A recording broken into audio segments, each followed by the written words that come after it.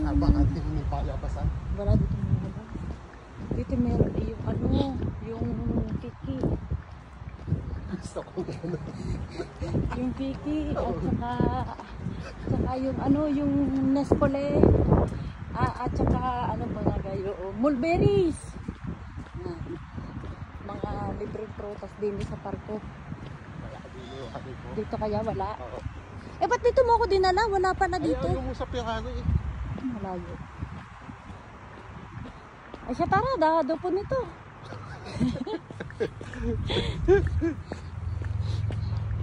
Dahil ako'y walang part-time at cancel. At meron daw magtatrabaho sa kanila, kaya mag-walking.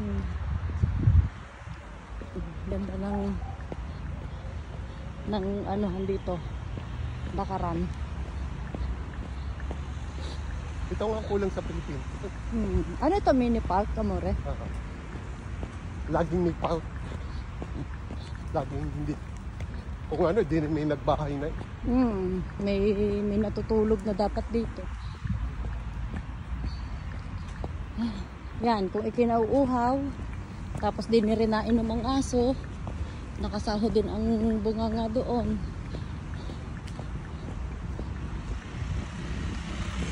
Ano naman are? Tsaka are? Wala nang bike. Sali kay lagawan ng bata. Yung parang exhibition.